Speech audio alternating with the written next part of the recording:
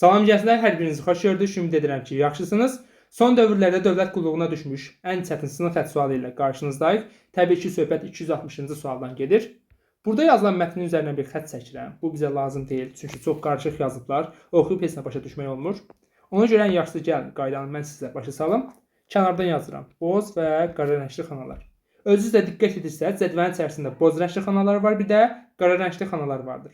Təbii ki, bunların özünə məxsus bir funksiyaları vardır. İlk olaraq başlayalım boz rəngli xanalardan. Qayda nədir? Boz rəngli xananın içərisindən biz şaqili və ya da üfüqi formada düz xətt keçirməliyik. Baxın, şaqili formada, üfüqi formada nə edirik? Düz xəttlərimizi keçiririk. Düz xətti qırmaq olmaz. Təbii ki, xana daxilindən söhbət gedir. Qara rəngli xananın daxilində isə xəttimizi 100%, amma 100% 90 dərəcə buzaq altına qırmalıyıq. Misal üçün götürüb biz bunu sola doğru qıra bilərik 90 dərəcə buzaq altında. Və ya da burada biz 90 dərəcə buzaq altında sağa doğru qırmalıyıq.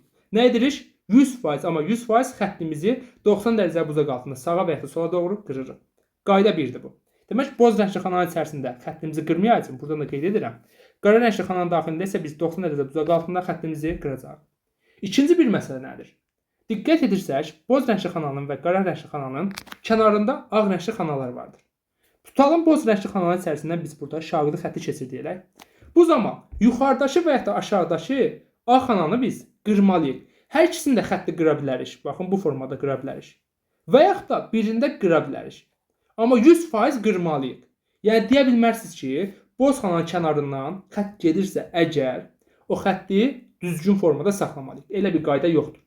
Ya bir tərəfini saxlayacaq, ya da hər iki tərəfini qıracaq. Yaxşımı? Misal üçün burada mən üfüqi xətt tutanı çəksəm. Bu zaman mən bunu yuxarı və ya da aşağı doğru qırmalıyam. Bir tərəfini 100% qırmalıyam. İki tərəfini də qıra bilərəm. Bəs qara xanada bu necədir? Qara xananın kənarındakı ağ xanalarda. Misal üçün onsuz da biz bunu götürüb tutalım bu formada qırdıq da. Qara xananın daxilində qırılma olduğu üçün onun kənarındakı ağ xanaları qırmayacaq. Yəni ki, bunu düz formada gətirəcəyik. Ağ xananı qırmaq olmaz. Tutalım bu formada ağ xananı mən qıra bilmərəm. Bu düz qalsın, o birini qırıb. Yox. Düz xəttimizi nə edirik? Ağ xana boyunca tamamlayırıq. Bu da ikinci qayda. Ümid edirəm başa düşdünüz. Demək, boz xananın daxilində xətti qırmırıq, amma kənarında 100% xətti 90 dərəcə buzaq altında qırmalıyıq. Hər ikisini də qıra bilərik, amma minimal birini qırmalıyıq. Amma qara xananın daxilində baxın, xəttimizi qırdıq elə. Bu zaman artıq kənarındakı ağ xanalarda qırmaq məcburiyyətində deyilik. Qırmayacaq. Xətti düz keçirəcəyik. Yaxşımı? Buradan biz bir qayda çıxara bilərik. Təbii ki, baxsaz zid 1. Burada təsvir yaranır. Götürürük biz, buna minus deyirik, buna plus deyirik. Minus plus, plus minus. Qayda necə olacaq? Minus plus, plus minus. Yaxşımı? Artıq bu qaydanı məncə siz mənimlə təsəddiniz. İndi keçək, təbii ki, misalın izahına. Misalı necə həll edəcək? Təbii ki, bu tipli suallarda 100% amma 100% bizə qısa yollar verirlər, asal ifadələr verirlər. İndi həminki asal ifadələri mən sizə öyrədim. İlk olaraq bu boz xanadan başlayıram. Misal üçün, mən burada üfüqi formada xətt keçirə bilmərəm. Üfüqi formada keçirsəm, bu xətti mən burada qırmalıyam da, elə. Nə baş verir? Boz xananın daxilində qırılma baş verir. Biz demişdik ki, qırılma baş verə bilməz daxildə. O zaman götürürəm bu xətti mən silirəm. Deyirəm, üfüqi yox, olsun şaqili formada. Bu birinci qaydamız. İkinci qayda nədir? Əgər bu tərzdə 3 dənə boz xana yanaşı gəlirsə, bu zaman götürür üçünə də şaqili xətt çəkirik. Yaxşımı? Üçünə də şaqili xətt çəkirik. Niyə? Gələk niyəsinə. Çünki biz burada üfüqi xətt çəkə bilmərik. Əgər üfüqi xətt çəksə, bu üfüqi xətti biz məcburuq uzadaq da. Çünki niyə? Boz xananın daxilində qırılma olmur axı. O zaman bu ortadakı boz xananın günahı nədir? Niyə? Boz xananın daxilində qırılma etmədik. Nə demişdik? Kənarında 100% qırılma etməliyik. Yuxarı və aşağı doğru. Amma qırılma olmadı. O zaman üfüqi xətt deyirəm ki, birbaşa çəkmək olmaz. Nə edirik? Götürürük, şaqili xətt çəkirik. Üçünə də şaqili xətt çəkəcəyik. Məncə bu hissəsi artıq sizə aydın oldu. İndi keçirəm qara xanalara. Əgər qara xanalar bu formada küncə doğru olsa, bu zaman mərkəzə bir, hər ikisinə nöqtə qoyuruq. Çünki niyə? Mərkəzə qırılma olacaq da 90 dərəcə. Qırılma burada sağa və ya da sola doğru olacaq. Amma aşağı doğru 100% şaqili xəttimiz enəcək. Burada da eyni qayda, qırılma sağa və ya da sola doğru olacaq. Amma yuxarıya doğru şaqili xəttimiz 100% qalxacaq. İndi baxın, bunu tamamladıkdan sonra, baxın, burada biz birləşdirmə apara bilərik. Boz xanadan şaqili xətti keçirmişik. Bunu mən aşağı doğru niyə gətirim ki? Yer yoxdur. Və yaxud da sola doğru niyə aparım ki? Yer yoxdur. O zaman götürürəm, xətti qırıram sağa doğru və gətirirəm qara xananın daxilində birləşdirirəm. Nə baş verdi? Baxın, qara xananın daxilində qırılma oldu, amma onun kənarındakı ağ xanalarda qırılma olmur. Baxın, düz keçir. Yuxarı doğru düz qalxdı. Sola doğru düz qalxdı. İndi ikinci bir məsələ. Qara xananın daxilində burada biz şaqlı xətti endirdik elə. Bunu mən hansı məntiqdən sağa doğru çəkim? Yer yoxdur axı. O zaman bunu götürüb mən sola doğru tamamlayacağam.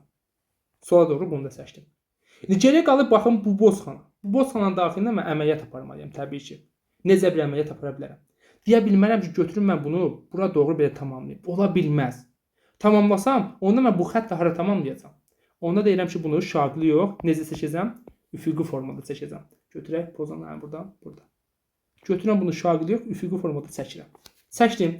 Geriyə qaldı bu xanaları, xəttləri birləşdirərək qapalı nə yaradım? Sınıq xətt yaradım.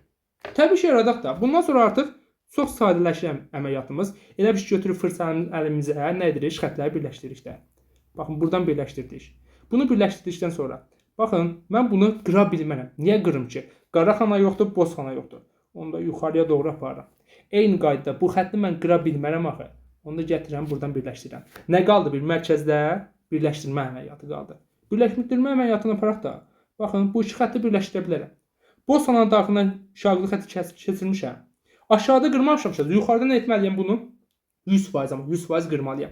Bu zaman bunu mən sağa doğru hansı məntiqdən qırmışam? Sağa doğru qırsam yuxarıda nə olacaq? Bu xəttimiz yenə eyni formada qalacaq. Yəni ki, qapalı sınıq xətt yaranmayacaq. O zaman götürürəm mən bunu yenə hara getdi? Sağa doğru yox, nə edirəm? Sola doğru uzadıram. Yəni ki, qırıram. Sola doğru qırandan sonra geriyə nə qalır? Bu iki xəttin birləşməsi qalır ki, təbii ki, birləşdirə bilərəm. Niyə? Çünki bu üfüqi xətti mən boz xananın daxilindən keçirmişəmsə, yuxarı və ya aşağı doğru qıra bilərəm. Onda aşağı doğru qırıb xətti birləşdirirəm.